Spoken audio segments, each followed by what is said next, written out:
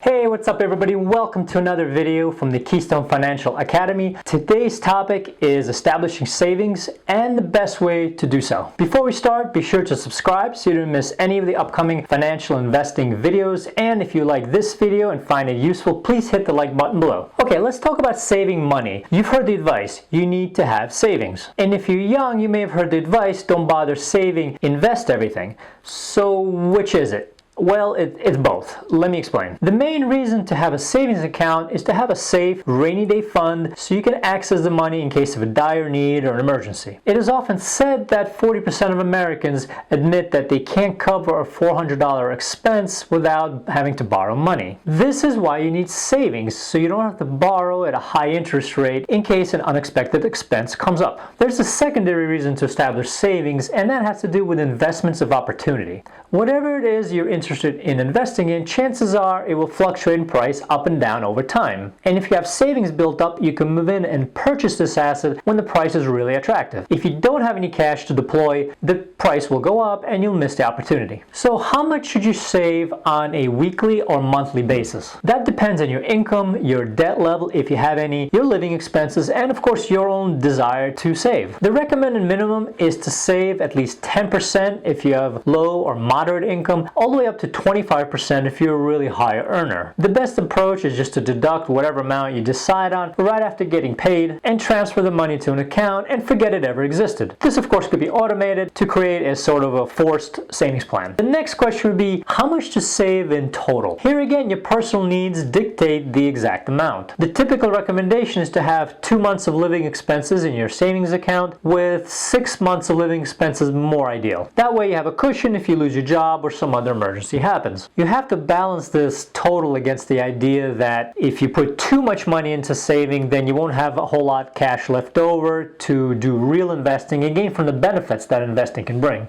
The best approach in the end is just to figure out your monthly expenses and then just decide how many months of this you would like to keep in savings in order to sleep well at night. No more, no less. With all of this in mind, let's take a look at some of the available financial tools for saving money. We'll go over 3 of them: savings accounts, money market accounts or MMAs, and certificates of deposit or CDs. First off, it needs to be said that savings accounts are not investment accounts, and the 3 tools I just mentioned do not generate enough earnings to really call it investment profit, especially with a basic savings account and certainly not in today's very low interest rate environment. The benefits, however, are twofold. First of all, your money is protected from inflation by returning a modest interest, and this of course is just for MMAs and CDs, not really savings accounts. But a low interest rate, don't forget, is still better than no interest rate to fight inflation. And second of all, these accounts allow for an instant or a 1 to 2 day time frame access to your money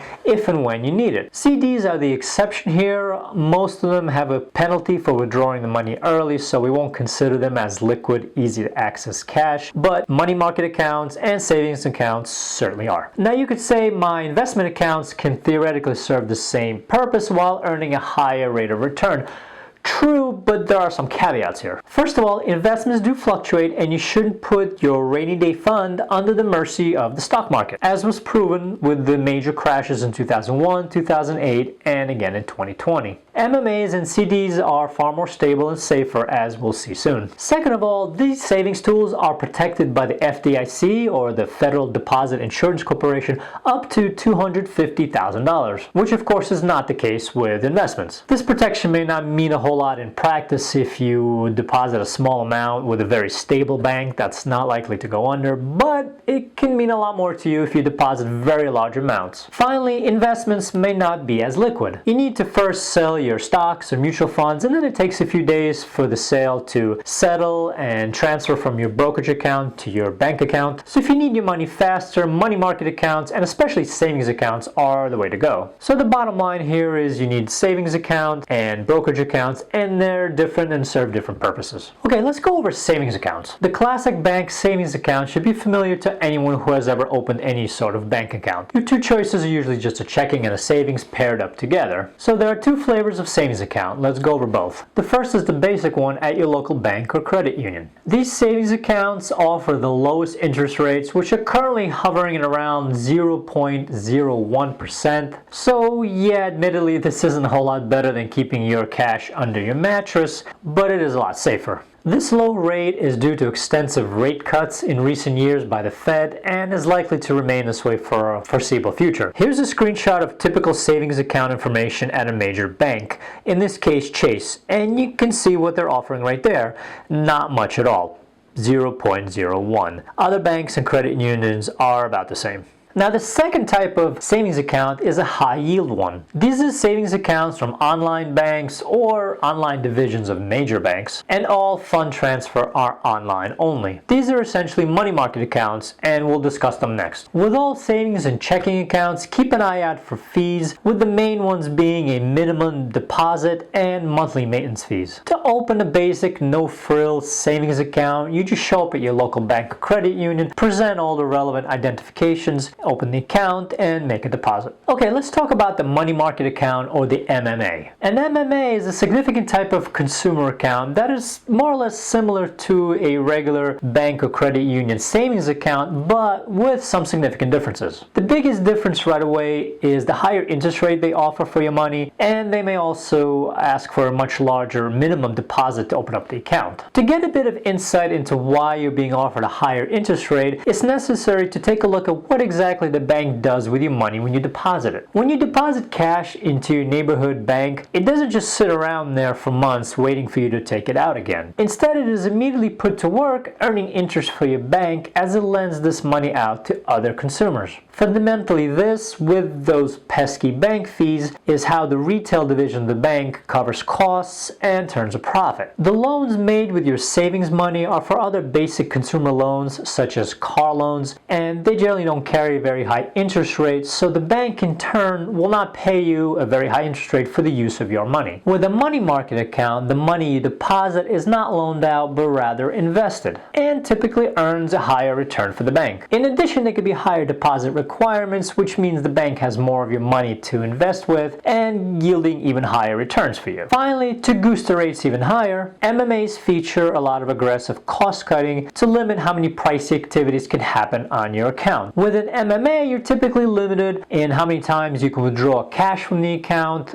transfer funds between accounts, or write checks against the account. To save even more money, a lot of banks have gone completely virtual and gave up their physical locations. Not surprisingly, these online banks offer the highest interest rates on money market accounts. To you, the end user, a money market account doesn't appear a whole lot different than a regular savings account. And MMAs are also protected up to $250,000 by the FDIC. Nearly every retail bank or credit unions offers a money market account, and today there's actually more virtual online banks that offer MMAs than there are brick and mortar ones. These online institutions are really the same as the physical ones, and they're subject to the same FDIC protections, so there's really little reason to be skeptical of them. So why and when should you turn to a money market account? Really, the main reason is when you want to establish savings and want to earn some interest on the account. Because of the laughably small interest rate earned at regular bank savings accounts, there's really no reason to use them when MMAs are an option. Other reasons to use an MMA would include parking large amounts of money from, say, an inheritance, insurance settlement, lottery winnings, or a year-end bonus. MMAs can also be used to hold your money for short to medium amounts of time for, say, a house payment or college tuition payments. It's also a good place to park your money when you're just trying to figure out where to invest it next. In all cases, the key is protecting your money from inflation and from loss and being able to access it relatively easily. While you can certainly invest your money in the stock market, there's a chance of a loss of principal. And you can certainly just place the money in a regular savings account, but the very low interest rates won't come close to covering the rate of inflation. So only a money market account can cover both downsides, and it's sort of the best of both worlds. Now, when is a money market account not appropriate? The short answer is for long-term investing. Ultimately, as good as an MMA is, at its core, it's still a savings account, not a true investing account. Your interest earned is still rather conservative, just enough to beat inflation, and it would be improper to recommend this type of account for long-term growth investing. It's really just for short-term placement of money with the expectation that you're going to get it all back with maybe a small amount of interest earned. All major banks like Chase, Bank of America, Wells Fargo, and Citibank have MMA options. The online banks are usually less known, so we'll just focus on them here. Some of the bigger names in the online MMA world are listed alphabetically right here, and they're just there for you as examples with no endorsement implied. These banks have pretty varied interest rates and minimum deposit requirements and fees, so research them all carefully before committing your money. Here's a screenshot of typical MMA information at a major online bank, in this case Sallie Mae. As you can see, the interest rate is 0.99%. Not much for sure, but it's significantly more than a basic savings account. To open a money market account, you have two options. You can head to your neighborhood bank or credit union, or head online to some of the banks shown here to open up an account. As mentioned earlier, you'll likely find the higher rates at the online virtual banks. Research each and every institution, and remember, they're competing to get your money, so choose carefully and keep your requirements in mind. You would like to have not just a good rate of return, but also a minimum deposit requirement that's compatible with what you're looking to deposit, as well as low or no fees. Okay, let's now turn to the last topic, which is the certificate of deposit, or CDs. These are very common and offered by nearly every bank and credit union, both physical and online. CDs are not accounts per se, they're actually just sums of money that you give to the bank for a predetermined length of time in exchange for earning interest on that money. There is a catch, however, with CDs. In most cases, you cannot withdraw your money before the maturity date without incurring a penalty. CDs offer generally a little bit of a higher return than money market accounts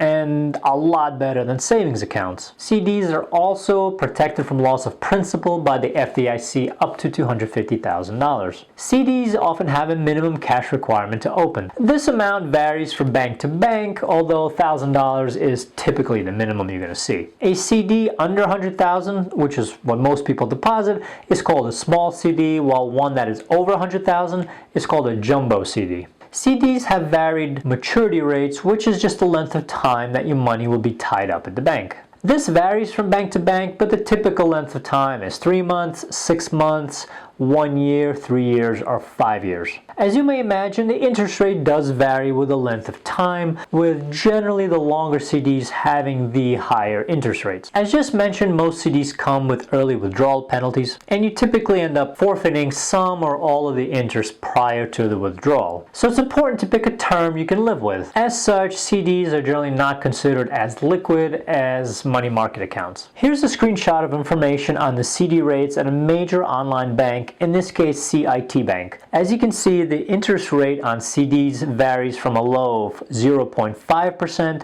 all the way to a fairly decent 1.05% with a $1,000 minimum to open up one CD. So why use CDs? The reason is really similar to money market accounts. They're a great place to park cash for a fixed amount of time and have both FDIC protection for the principal and usually an inflation-beating return. They are a slight step up from MMAs in terms of potential earnings if you don't mind the money being less accessible. When should you not put cash into CDs? Much like with MMAs, CDs are not a good idea if you're looking for growth investing for the long term. CDs are considered only marginally less conservative than MMAs, and while they will usually beat inflation and give you a modest and safe return, they are an unlikely vehicle for retirement planning or when seeking a significant income stream. Needless to say, you should also avoid CDs if you're looking to get your money back just a few weeks after depositing it. Certificates of deposit are offered by every bank, credit union, and even brokerages in some cases. Most people head to their local bank or online to purchase one. The process isn't too different from opening a regular savings account, and you'll have to provide the same basic information. The bank will then ask about the term you're choosing and the amount you're depositing. And much as like with money market accounts, you should really head online to check the rates there, compare them against the physical locations, and you'll find the virtual banks are usually higher. So in conclusion, this is how you save money fast in today's low interest rate environment. Put away 10% or if possible more of your income into an interest-bearing account like a money market account or a CD.